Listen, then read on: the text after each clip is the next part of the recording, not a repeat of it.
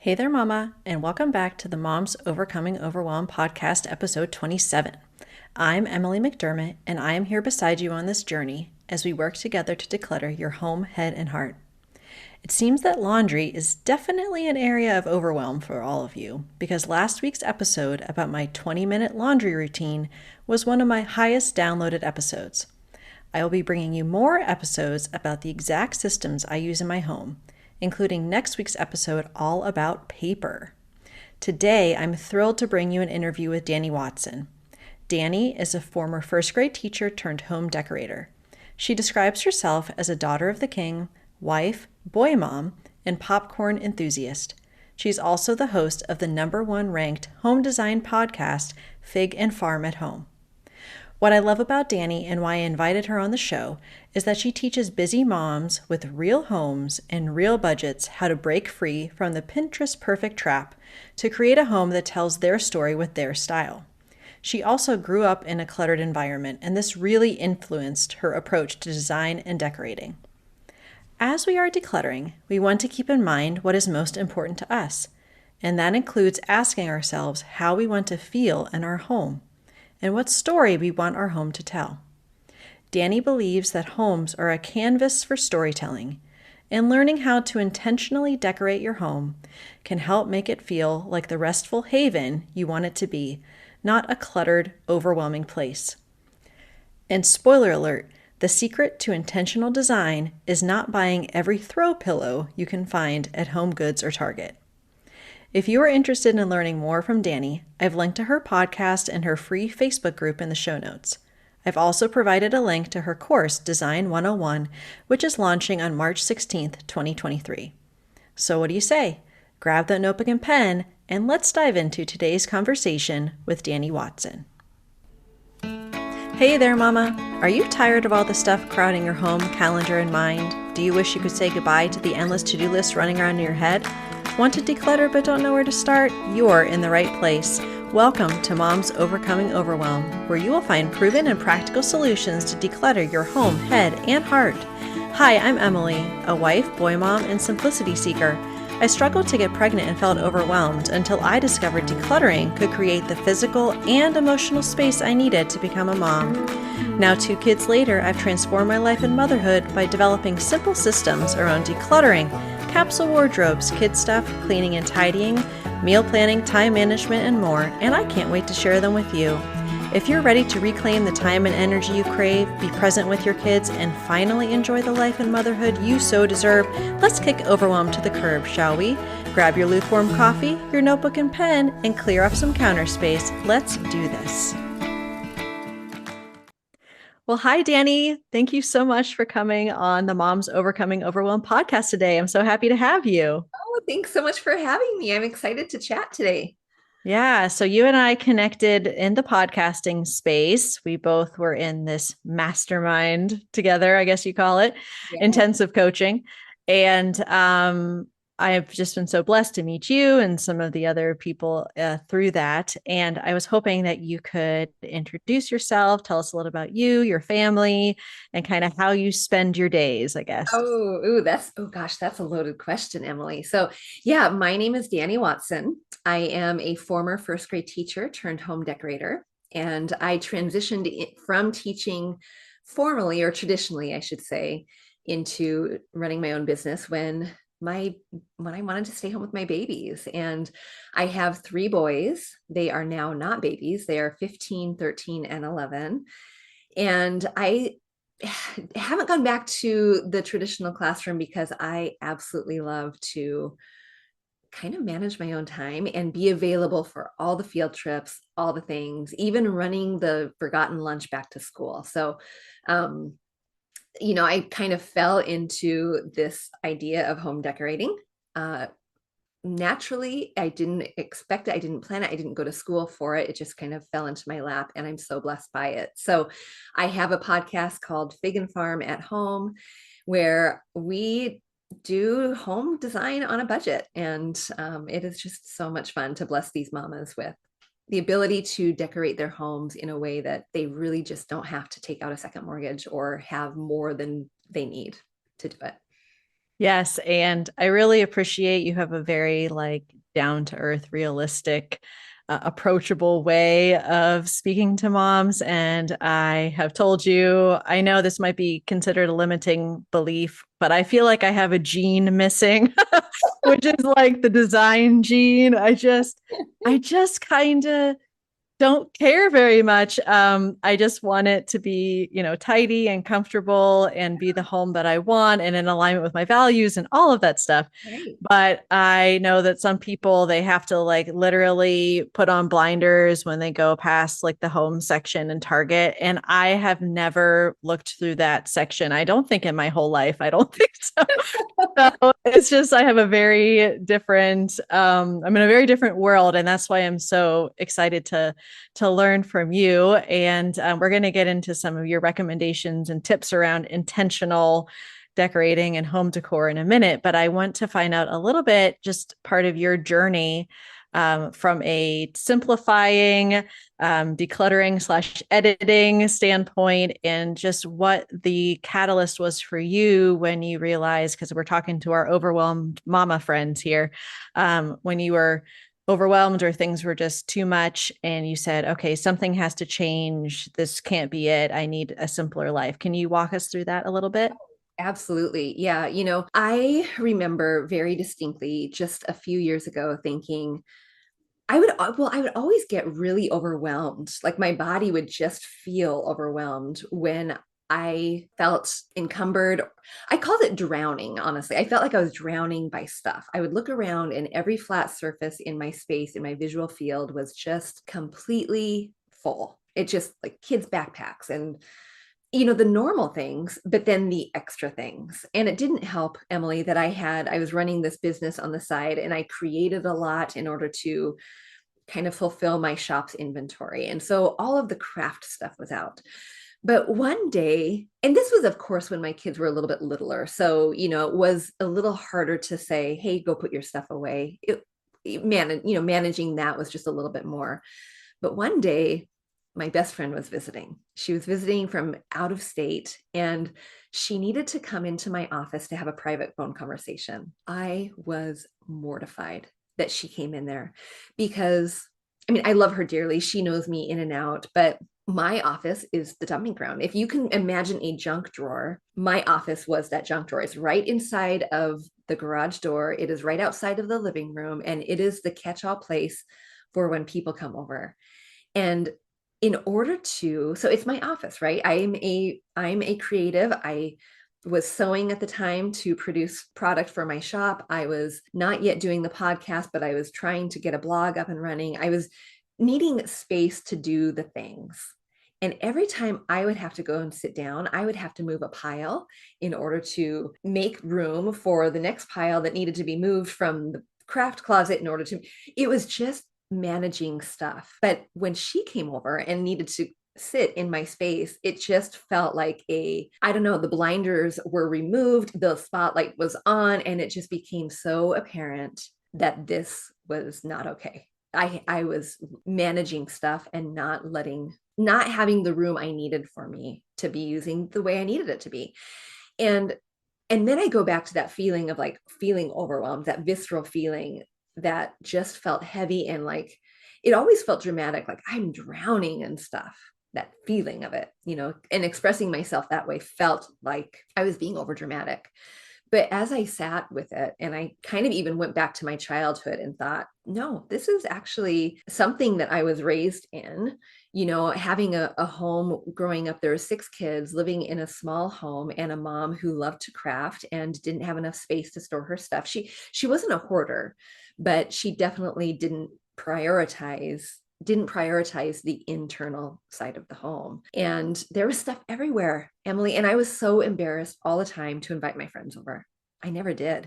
And if I did, they were my closest, dearest. I knew they wouldn't judge me friends. And I finally, in that moment of having my friend in my office and realizing that this is what was happening in my past, I did not want to move forward having that same feeling of that childhood. I didn't want to not invite my friends over or expect them unexpectedly at my door and think, I'm so embarrassed that you're here. And let me make every excuse for why it's not the way it should be. So that was really my aha moment. And fast forward into this podcasting journey and this blogging journey and this home decorating thing, I think that's a missing piece actually in the home decorating world, is this idea that you actually, before you can make any beautiful changes in your home, you have to start with getting rid of stuff. I mean, you talk about it all the time on your podcast, that we are in an epidemic here. We have too much stuff in our culture.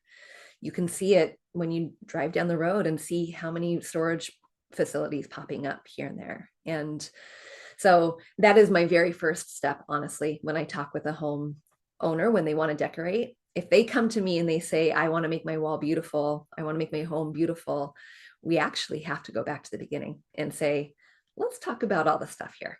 Yeah, I think thank you for sharing that story and what you were describing, like the pile moving and the stuff shuffle, I've heard it called before.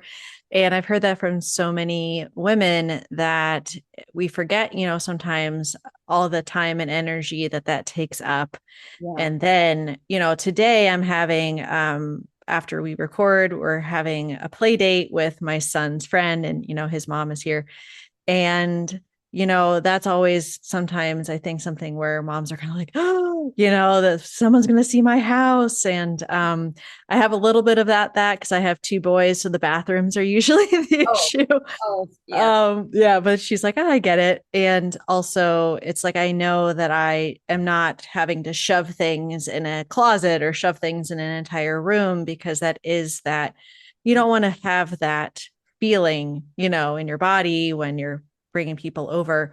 And when you're talking about, kind of the missing piece for home decoration, I feel like professional organizers, it's similar for them as well, because I think it's changed, but at least probably prior, there wasn't really a thought to, okay, let's edit or, let's declutter first. It was more, okay, let's just get you a better organizing system or a better, number of bins from Container Store or whatever.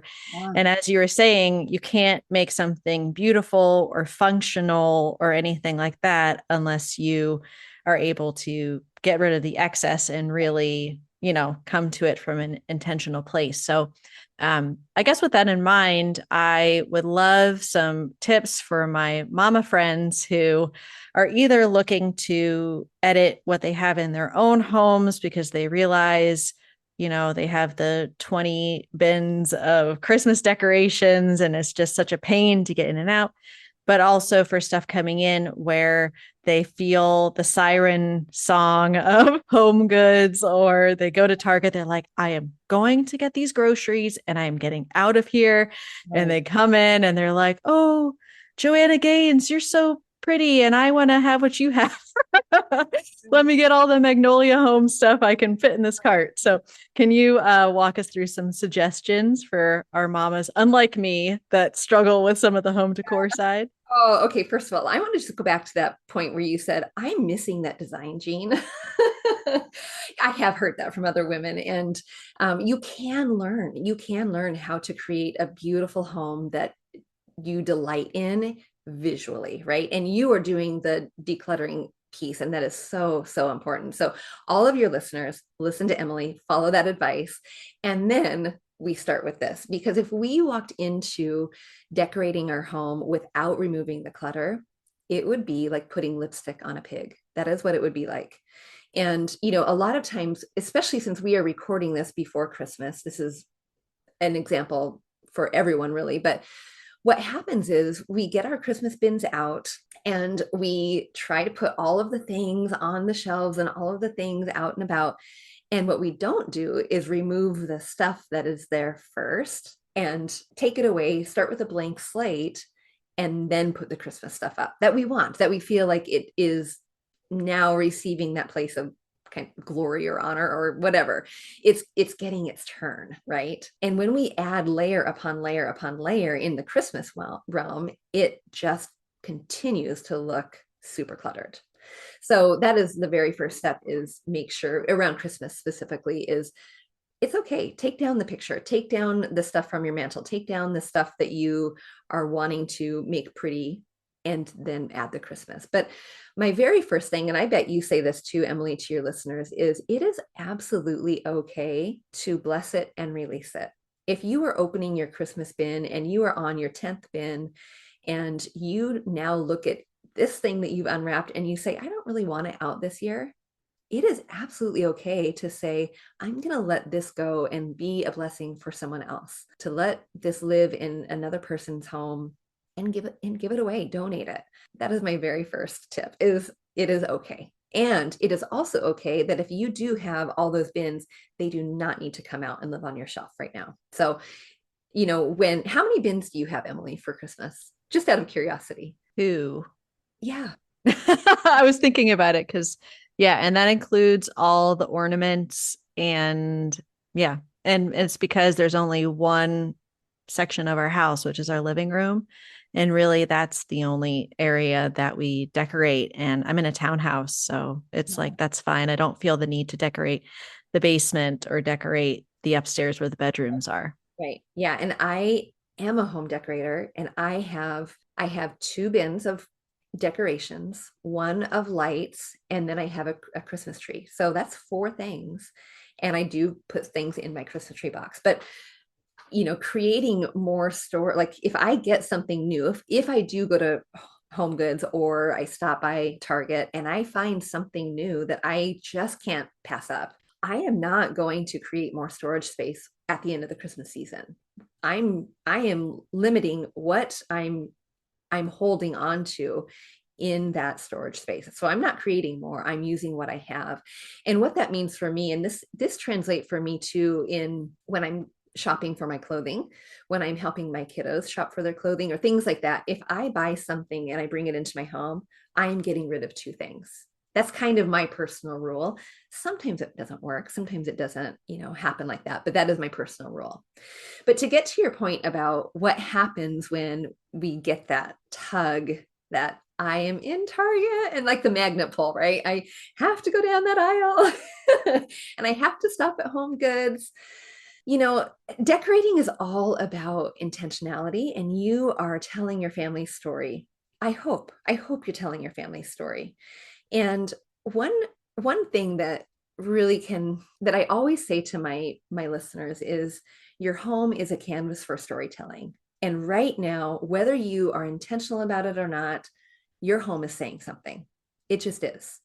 And it could be, I mean, whatever it is, it could be very minimal. And you could think your home is communicating, I don't really invest a lot. I don't really care about things.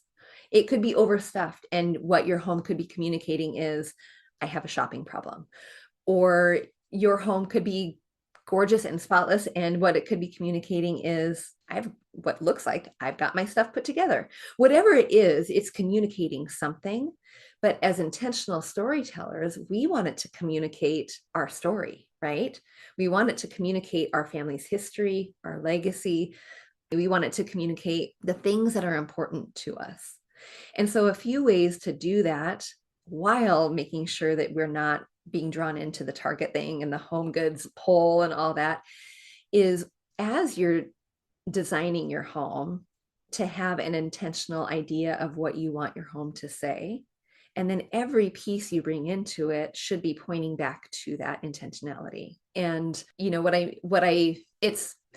there's so much, Emily, and I'm pausing right now in my conversation because there's so much to it. There's so much learning to happen how do you choose what you want your room to say or your home to say or you want it to feel like. There's so much to that. But one thing is really identifying your style, first of all. And when you can really hone in on your style, and your style is more than Joanna Gaines, your style is more than farmhouse, your style is more than nautical or, those big global decorating terms we hear all the time. It is as unique to you as your fingerprint, really. So your style is Emily, my style is Dani. And what does that look like? It can have pieces of minimal, farmhouse, Scandinavian, boho, but it also has a feeling word. And that feeling word could be cozy or playful or whatever. And when you hone in on that and you're really, really intentional about what your personal design style is, Then when you go to Target, then when you go to Home Goods, then when you go to all the places,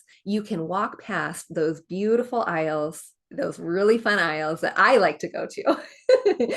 And you can appreciate what you see, but you don't have to bring it all home. So it really goes down to being intentional and understanding your aesthetic. Because what happens too, and Emily, stop me any point along this conversation, but what happens too is a lot of times as homeowners or decorators or, people who want the pretty thing, what happens is we get stuck in indecision and frustration, and we don't know what to choose because we don't know what our personal style is. We don't know that well enough to be able to stop ourselves from purchasing or making the wrong choice, or there's so many things that can happen. You misspend, you purchase and you don't know how to use it, all the things. Yeah, something clicked while you were talking about that because here I am thinking, oh, I don't have the design gene, so I can't really, but I can actually, because when it comes to buying clothes, you have a personal style around your clothing. Yeah. And one of the things that I got recently, I'm not an affiliate or anything, but it's called Your Color Guru. And it's like they help you with your coloring and what colors work best for you in kind of a more modern way, not like the 80s way or whatever, when it's like summer and autumn and the whole thing. That's been really helpful for me because I actually have a color card. And if I go shopping, then I know exactly what colors work for me and what don't. And so I can selectively ignore the Yeah. things that don't fit in with this particular color palette. And Yeah. I also know what styles work for me in my lifestyle and, the things that I do on a daily basis. So I kind of do that with clothing, and I can be intentional, not get overwhelmed, and then really be able to focus on the things that are going to work for me with clothing. So I guess I kind of do that already. You do. And I'm going to just jump into what you just said. You mentioned a couple key things, and one is a color palette, and that is a really intentional decision when you are creating your home space that you love, right? And having that color palette that you create can help you not only create a home that looks cohesive, but it helps point that arrow back to the intentionality. So you know that if your color palette is predominantly whites, blues, and greens, you know that those pink things over there, that's cute, but we don't necessarily need it. Just like your clothing. Yeah. The other thing that you were mentioning that I've spoken about a lot on my podcast is this container concept or the container rule, where it's like, okay, if I have the two bins for the decorations, whatever that might be, then when you find something you like, you're switching it out. So it's still the same amount of real estate, like you said, within your home. And that can really go for anything. So when you are sure that what you have right now, okay, I'm happy with what I have, but if you're looking, then you're not continuing to add and add and add. And then before you know it, your storage spaces are completely Right. cluttered and everything like that. So I think that that's a really helpful mindset shift to have.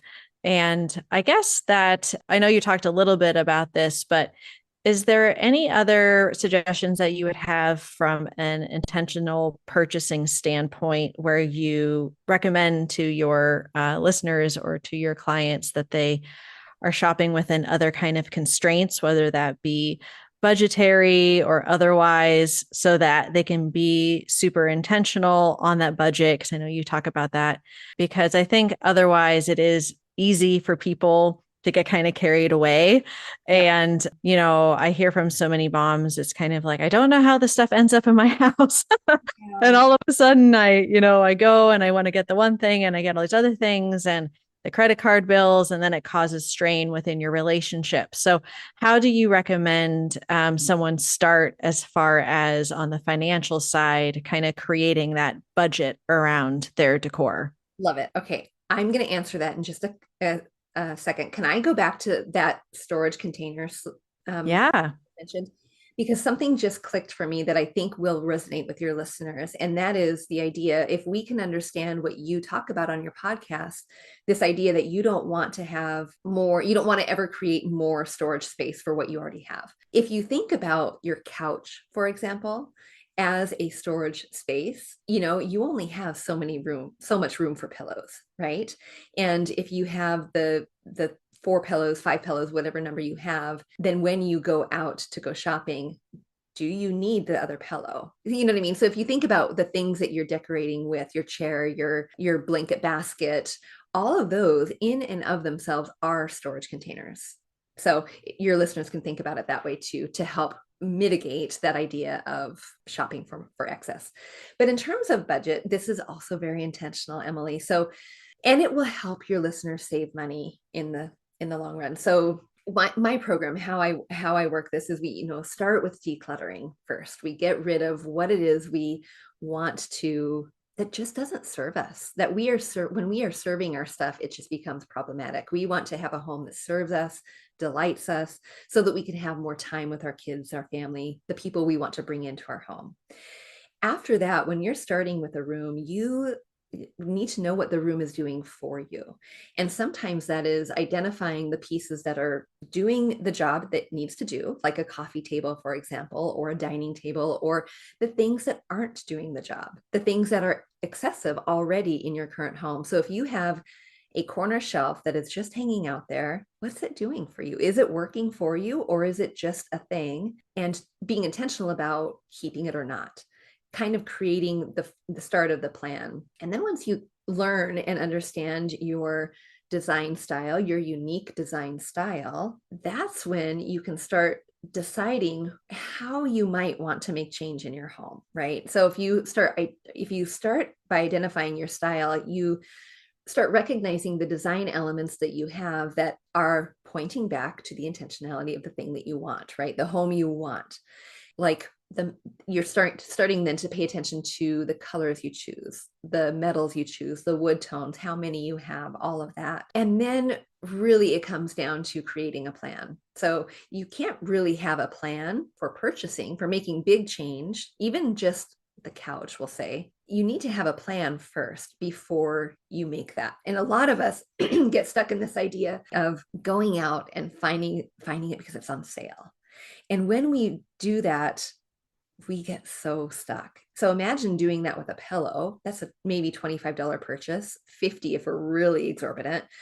But you do that with a couch and you then are stuck because you have overspent. You can't change it. If you realize once you're on that road of an intentionality in terms of choosing decor that is cohesive and all that, you can be limited and kind of handcuffed and bound to this expensive purchase that now is bringing you down. And when you don't make a plan in the beginning, let's say that hindrance is your couch. Sometimes you want to make the small purchases, the quick home goods stop, the quick stop at Target, because you're wanting to fix the big problem, which is the couch that you purchased without a plan in the first place. And so it's really kind of a dance that is easy to remediate if you start with a plan.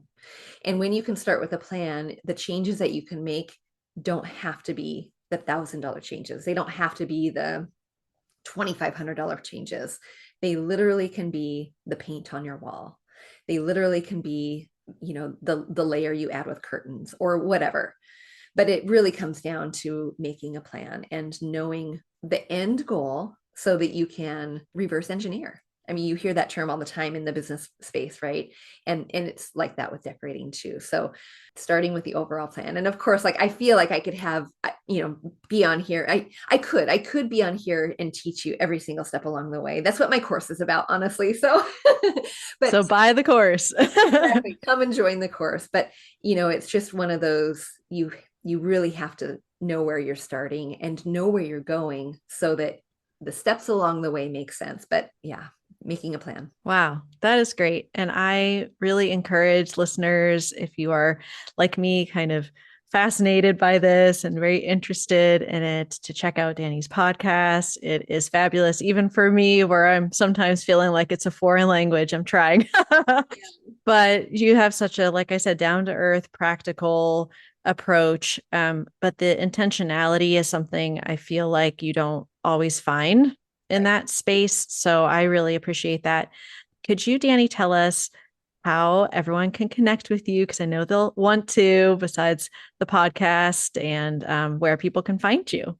Yeah, absolutely. So, of course, the easiest way is on my podcast, and that's on any major podcast player. And it's called Fig and Farm at Home. They can also find me on my website, figandfarmathome.com, or they can hang out with me on Instagram. It's kind of my silly little antics here and there, and that is just at Fig and Farm. So I'm in lots of the places. And then we do, of course, have a Facebook community where we are serving and diving in deep with these mamas. So they can find me there. I'll give you that link. Wonderful. It'll all be in the show notes. So thank you so much, Dani. It was wonderful talking with you. And I can't wait for my listeners to connect with you more and learn all the things about home decor and intentionality. So thank you again. You're welcome. Thanks so much, Emily.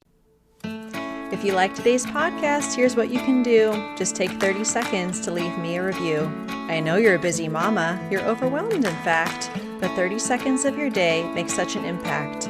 I'll be blessed by your words. They'll definitely make my day. And who knows, you might be entered for this month's giveaway. In Apple Podcasts, scroll down to write a review. Thanks so much for your time. I'm so grateful for you.